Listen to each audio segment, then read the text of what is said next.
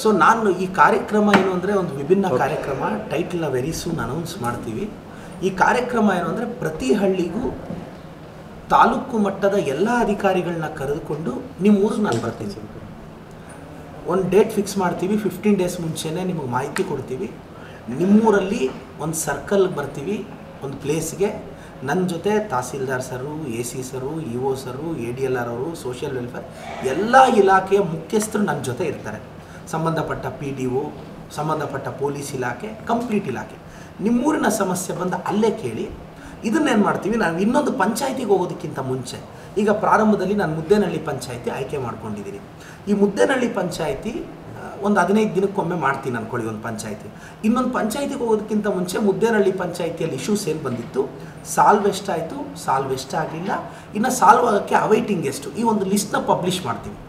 So ಆಗಲ್ಲ ಅನ್ನೋದನ್ನು ಸ್ಪಷ್ಟವಾಗಿ ಆಗಲ್ಲ ಅಂತೀವಿ. ದಯವಿಟ್ಟು ನಾನು ಎಲ್ಲ ಹಳ್ಳಿಗಳವ್ರಿಗೆ ವಿನಂತಿ ಮಾಡ್ತೀನಿ, ನಾನೆಲ್ಲ ಅಧಿಕಾರಿಗಳ ಜೊತೆ ಬರ್ತಿರೋದ್ರಿಂದ ಈ ಕಾರ್ಯಕ್ರಮ ಆದಷ್ಟು ಸಿಂಪಲ್ಲಾಗಿರಬೇಕು. ದಯವಿಟ್ಟು ಯಾವುದೇ ಸ್ಟೇಜ್ ಹಾಕಬಾರ್ದು, ಚೇರ್ಸ್ ಇರಬಾರ್ದು. ಇನ್ ದ ಸೆನ್ಸ್ ಸ್ವಾಗತ, ವಂದನಾರ್ಪಣೆ, ಈ ಶಾಲ್ವು, ಹಾರ ಇದ್ಯಾವುದೂ ಇಟ್ಕೋಬೇಡಿ. ಇದು ಸ್ಥಳೀಯವಾಗಿ ಮುಖಂಡರಿಗೂ ಹೊರೆ ಆಗುತ್ತೆ, ಸಂಬಂಧಪಟ್ಟ ಅಧಿಕಾರಿಗಳಿಗೂ ಹೊರೆ ಆಗುತ್ತೆ.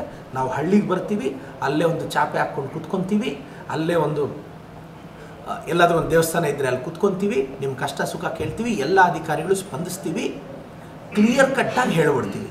ಆಗುತ್ತೆ ಅನ್ನೋದನ್ನು ಆಗುತ್ತೆ, ಆಗಲ್ಲ ಅನ್ನೋದು ಆಗುತ್ತೆ. ಈಗ ಈ ಸೆಪ್ಟೆಂಬರ್ ತಿಂಗಳಲ್ಲಿ 2 ಪಂಚಾಯತಿ ಮುಗಿಸ್ಬೇಕು ಅಂತಿದ್ದೀನಿ. ಮೊದಲು ಮುದ್ದೇನಹಳ್ಳಿ ಹಾಕ್ಕೊಂಡಿದ್ದೀನಿ, ಇನ್ನೊಂದು ಪೋಷೆಟ್ಟಹಳ್ಳಿ ಅಂದ್ಕೊಂಡಿದ್ದೀನಿ. ಈಗಾಗಲೇ ಸರ್ವೆ ಮಾಡಿದ್ದೀವಿ.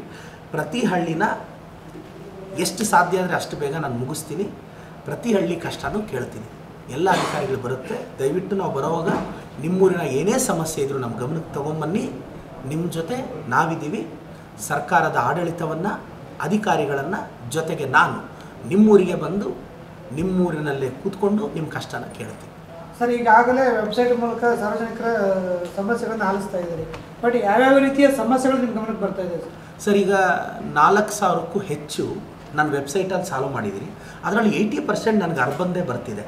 Sir UGD, sir light, sir blockage ಇದೆ, ಸರ್ ಫೈನಾನ್ಷಿಯಲ್ ಹೆಲ್ಪ್ ಇಂಥದ್ದು ಬಂದಿದೆ. ಅರ್ಬನ್ ಏರಿಯಾ ಅವರು ಈ ವೆಬ್ಸೈಟ್ನ ಎಫೆಕ್ಟಿವ್ ಆಗಿ ಬಳಸ್ತಿದ್ದಾರೆ. ಅದರಿಂದ ನಮ್ಮ ಟೀಮ್ ಎಫೆಕ್ಟಿವ್ ಆಗಿ ರೆಸ್ಪಾಂಡ್ ಮಾಡ್ತಿದೆ. ಹಳ್ಳಿಗಳಲ್ಲೇನು ಅಂದರೆ ಕೆಲವರು ಪಾಪ ಬಡವರು ಇರ್ತಾರೆ, ಅನಕ್ಷರಿಸ್ತಾರೆ, ಅವ್ರಿಗೆ ಅರ್ಜಿ ಬರೆಯೋಕ್ಕೆ ಬರಲ್ಲ, ಅವರೇನೋ ಹೇಳಬೇಕು. ಸೊ ಇದು ಭಾಳ ಎಫೆಕ್ಟಿವ್ ಆಗಿ ಮಾಡ್ತೀವಿ.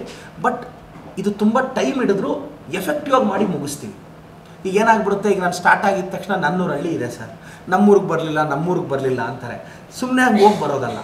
ನಾನು ಬೇರೆಯವ್ರ ಥರ ಊರಿಗೆ ಹೋಗೋದು, ಸುಮ್ಮನೆ ಯಾವುದೋ ಒಂದು ಪೂಜೆ ಮುಗಿಸ್ಕೊಂಡು ಬರೋದಲ್ಲ. ಆ ಊರಿನ ಕಷ್ಟನ ಅಧಿಕಾರಿಗಳ ಜೊತೆ ಕೇಳಬೇಕು. ನಮ್ಮ ಅಧಿಕಾರಿಗಳು ಅವ್ರು ಕಷ್ಟಪಟ್ಟು ಎಕ್ಸಾಮ್ ಪಾಸ್ ಮಾಡಿದ್ದಾರೆ, KPSC ಪಾಸ್ ಮಾಡಿದ್ದಾರೆ, ದೊಡ್ಡ ದೊಡ್ಡ ಎಕ್ಸಾಮ್ಸ್ ಪಾಸ್ ಮಾಡಿದ್ದಾರೆ, ಒಳ್ಳೆ ಅಧಿಕಾರಿಗಳ ತಂಡ ಇದೆ.